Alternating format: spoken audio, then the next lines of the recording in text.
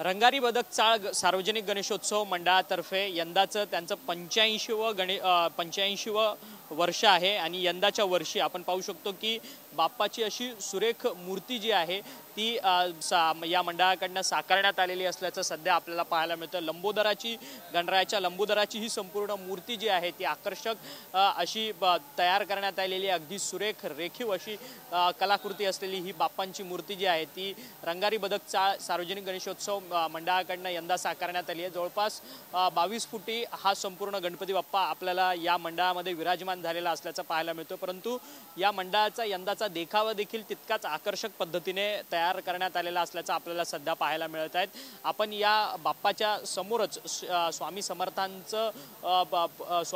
पाहू शकता। स्वामी समर्थांच्या अक्कलकोट येथील मठाचा संपूर्ण देखावा जो आहे तो यंदा रंगारी बदक चाळीकडनं या सार्वजनिक गणेशोत्सव मंडळाकडनं तयार करण्यात आलेला असल्याचं आपल्याला पाहायला मिळते। अत्यंत आकर्षक असा हा देखावा जो आहे तो या संपूर्ण मंडळाकडनं तयार करण्यात आला आहे आणि जवळपास 85वं वर्ष यंदाचं या मंडळाचं आहे आणि यंदा मंडळाने अक्कलकोट स्वामी समर्थांची मठाची प्रतिकृती जी आहे ती या संपूर्ण सार्वजनिक गणेशोत्सव मंडळाच्या परिसरामध्ये उभारलेली असल्याचं सध्या तरी आपल्याला पाहायला मिळत आहे। संपूर्ण आज सकाळपासूनच मोठ्या संख्येने गणेश भाविक जे आहेत ते आपल्या बाप्पाचं दर्शनाकरता या संपूर्ण रंगारी बदक चाळीला भेट देताना आपल्याला पाहायला मिळतं। व्हिडिओ जर्नलिस्ट दिनेश दिवेसह अक्षय मंगणी, TV9 मराठी, मुंबई।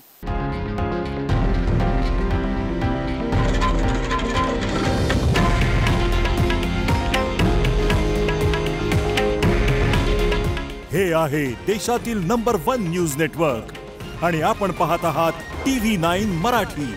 काळजी तुमची, हित महाराष्ट्राचं।